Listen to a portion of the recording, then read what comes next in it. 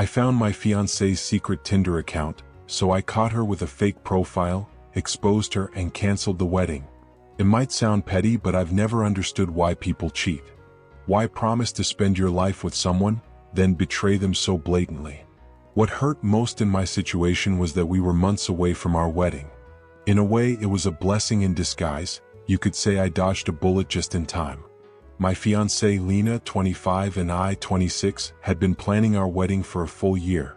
We got engaged while she was still in college, planning to marry after her graduation. We'd waited so long that we started organizing the wedding right after her ceremony. The venue was booked, save the date sent, and we'd even done a pre-wedding photo shoot. We'd invested so much time and money, and we couldn't wait for the big day. I was nervous but genuinely excited. I thought Lena was too, but I was dead wrong. I found out when my friend Danilo, one of my groomsmen, invited me for drinks. I thought he just wanted to hang out before the wedding, but he had bad news and figured I'd handle it better a bit buzzed. I wish I could say he was right, but some news kills even the best high. He danced around the topic, chatting about trivial stuff, until it was clear he was avoiding something. I pressed him to spill. Finally, he apologized and said he was pretty sure Lena was active on Tinder. I laughed, incredulous. Lena didn't have a Tinder account. We met in the college library, and on one of our first dates, she told me she hated dating apps. I'd shared my own bad luck with them, and she said she'd never used one. I told Danilo it couldn't be her. Maybe someone who looked like her. He didn't say more, just pulled out his phone and showed me screenshots of her profile. I grabbed the phone and studied them closely. The profile used a fake name, Clara, but the photos were unmistakable. I'd recognize her face in the dark. It was definitely her. I went into denial instantly. Looking back, it's kind of pathetic, but I couldn't help it. I loved and trusted her completely. I was about to marry her. There was no way I could believe she had an active Tinder account. I told Danilo it was probably a fake, maybe someone stealing her social media photos. He shook his head firmly, saying he'd already considered that. To be sure, he checked her public posts, and 2 of the profile photos didn't match anything online. They had to come from her private gallery. I stared at those photos, a sick feeling growing. I recognized most of the others, but those 2 were new to me. My denial started crumbling, and it all became painfully real. I felt like I'd been punched in the gut. That morning, I'd woken up excited to marry the love of my life. Now, I had no idea what was next. If this was true, our relationship was over. Danilo apologized profusely, saying he didn't want to ruin things but felt I needed to know, especially with the wedding so close.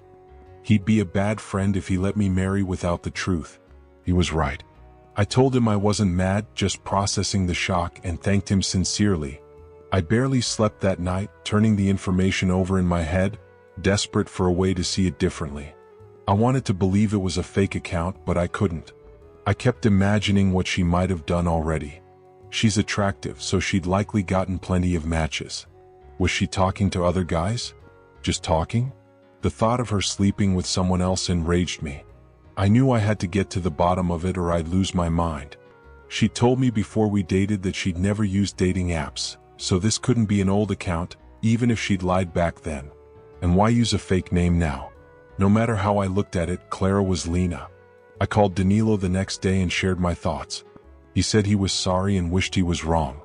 When he asked what I planned to do, I said I'd confront her directly, but he advised against it.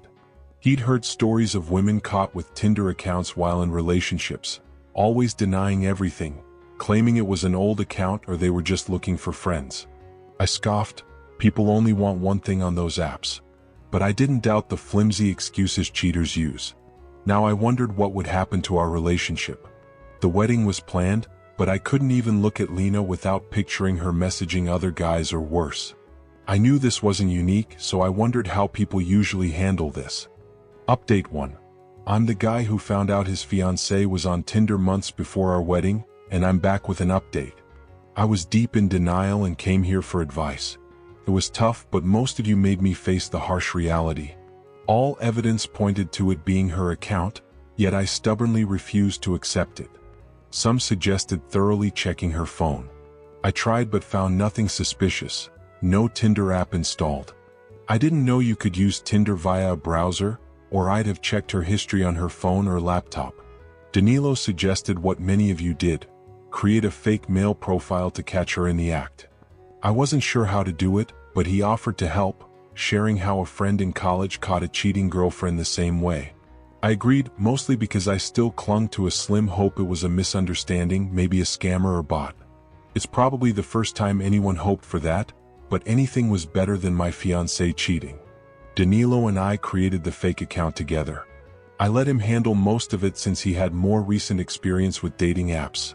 I hadn't used one in years. But I gave crucial input, knowing Lena better than anyone. I helped craft a profile that would irresistibly attract her, choosing someone similar to me: long hair, beard, glasses, gym goer. Danilo suggested using an AI-generated photo, but I nixed that. Lena was too sharp to fall for it. As shady as it was, real photos gave us a better shot. She'd likely not reverse image search. We found our guy, an amateur Brazilian model who looked like a more attractive version of me. Normally that'd make me insecure, but I had bigger concerns. With the account ready, we set a short search radius and started swiping. Our city's dense, so there were tons of profiles. It took 20 minutes for Clara's profile to appear. We liked it instantly and waited for a match. It took longer than I remembered. Matches didn't come until the next day, then flooded in. Our fake guy Marcos was popular. It shocked me how easy it was to fool people. Clara matched 2 days later. When she responded, my heart sank. Oli Eyes, with 3 S's, was exactly how she greeted me in our chats. I knew it was her, no doubt. I wanted to stop, but Danilo urged me to continue. Without proof, she'd deny everything. Over the next few days, we set up a date with her. It was agonizing to act normal meanwhile. Marcos flirted openly, and Clara matched his intensity, using phrases and emojis I recognized as Lena's. I was fully convinced. We just needed to catch her in the act. On the date day, Danilo and I waited in his car in the parking lot outside the plaza where they were to meet. Lena arrived 10 minutes late and sat at an outdoor cafe table. My heart sank further. Danilo gave me a firm pat on the shoulder, pulled out his phone, and said we had to act before she left. We walked, almost jogged, to her, the longest walk of my life. I couldn't believe I was about to confront the woman I loved for meeting another man. I felt no satisfaction, just misery and devastation. When Lena saw us, she jumped up, startled, but quickly composed herself, asking shakily what we were doing there. Danilo let me speak, discreetly recording with my phone. I told her we knew about her secret Tinder account and that she was there to meet Marcos. Her reaction betrayed her. She stiffened, eyes widening at his name. She stammered that she was meeting a friend, tears welling, voice trembling. She knew she was caught but kept lying, claiming she used Tinder to make friends, not cheat. It was such a weak, predictable excuse. I told her to stop. There was no point lying when I knew exactly what she'd written to Marcos. Far from friendly. She looked confused, so I told her the cold truth. Marcos didn't exist. Danilo and I created the account to catch her. Her body slumped. I thought she'd faint. Instead, she collapsed into the chair, whispering, "Oh." I stared, waiting for her to say something, but she just gazed at the table, silently crying, shoulders shaking. After an awkward silence, she sobbed that it was just silly fun, that she didn't mean to do anything.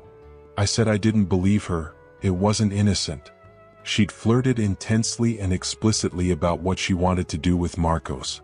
I told her she'd likely met other guys before, just without me knowing. Her hesitation before denying it confirmed it wasn't her first time. Danilo kept recording. Lena kept crying, and I felt oddly calm, empty. I was angry and deeply hurt, but also resigned. I'd had time to process it. When she whispered what would happen to us, I sat across from her and said there was only one way forward. She had to tell her family and all guests the wedding was canceled immediately and explain why honestly. She broke down, sobbing that she didn't want to cancel because she still loved me. Too bad, I no longer loved her. The damage was irreparable. I looked away as she sobbed uncontrollably. When she wouldn't stop, I coldly told her to inform everyone herself, or I would, and I wouldn't make it easy or pretty. I wouldn't let people think it was mutual or amicable. She begged, swearing it was her first time and she hadn't planned anything physical. I said emotional cheating was still cheating, and you don't meet someone you're flirting with dirtily unless you expect more. I stood decisively, told Danilo we were leaving, and walked away. People around us stared curiously, but I didn't care. I'd been dealing with paranoia and insomnia for days. She could handle a few looks. She called that night, asking if I was serious about canceling. I said yes firmly. She'd convinced me not to go through with the marriage. I told her to notify everyone, or I'd show them her Tinder profile and explicit chats with Marcos. I'm waiting to see how she responds to my ultimatum, but wanted to share this update. I'll likely post another in a day or two when I see her final reaction. Update 2. I hope this is the last update in the Tinder Fiancée saga. I gave Lena a chance to inform everyone the wedding was cancelled on her terms, but she refused, clinging to a faint hope I'd change my mind and we'd talk calmly. What happened was clear. She tried to hook up with someone I deliberately catfished with a fake profile. There was no way to move forward after that betrayal. Some comments called my fake profile a dirty move. I think what's truly dirty was her hiding an active Tinder account and flirting blatantly with other men. But maybe morality's flexible for some. When it was clear she wouldn't announce it, I made the call. I sent a concise group message to all invited guests, direct and neutral but not hiding the truth. I thanked everyone for their support but said the wedding was cancelled due to Lena's proven infidelity, mentioning her secret Tinder account and including clear screenshots of her profile and censored but revealing messages to Marcos. It blew up fast as expected. I got more messages, calls, and notifications than I could handle. I responded to the most important, close family, groomsmen, briefly explaining the facts. My parents were devastated and disappointed in Lena. They adored her, especially my mom, who saw her as a daughter. Lena's parents were horrified. Her dad was especially upset, angry at her but also disapproving of my public exposure, calling it cruel. I understood his paternal feelings but didn't share them. I calmly told him I'd given Lena a clear chance to handle it with dignity. She refused, so I did it my way with facts. Others disagreed too. Her close friends sent aggressive messages, insulting me for exposing her, none acknowledging her cheating. I wasn't surprised. Some women blindly back each other on infidelity. I wouldn't be shocked if a friend encouraged or covered for her. Lena's reaction was as expected, explosive. She called, crying hysterically but furious, asking why I had to humiliate her publicly. I told her what I told her dad. I gave her a chance to save face, but she clung to a childish fantasy I'd calmly talk and marry her anyway. I said I'd drop off her remaining things and pick up mine the next day. We didn't live together full-time, but she had a key to my place. I'd already changed the locks for safety. When I dropped off her stuff, she tried tearfully apologizing, but I ignored her, focused on collecting my belongings. I was surprised she was still crying. I thought she'd hate me after what I did, but she seemed more desperate than angry. I haven't heard from her directly since, though I get occasional calls from her parents and friends. From what I've heard indirectly, she's a wreck, crying a lot, staying in her room, and has moved back with her parents indefinitely. Her dad called once, nearly begging me to forgive her, saying she was a confused kid. I calmly but firmly said I could never trust her again, and there was no chance of reconciliation. Maybe someday she'll learn to be faithful and find happiness with someone else, but that man won't be me ever. I'm slowly healing. I trusted Lena more than anyone. She was my rock, yet turned out to be a calculated cheater. It makes me feel you never truly know someone. Maybe far in the future my feelings will change, but for now I'm done with serious relationships for a good while. Marriage is nowhere on my radar. How do you trust another woman after the person you trusted most did this? Despite the pain, I'm intensely glad I found out in time. It would have been far more costly, emotionally and financially, if we'd married or had kids before I learned who she really was. It was painful but easier to cut off an unfaithful fiancé before signing any papers. Honestly, good riddance. I need peace to heal.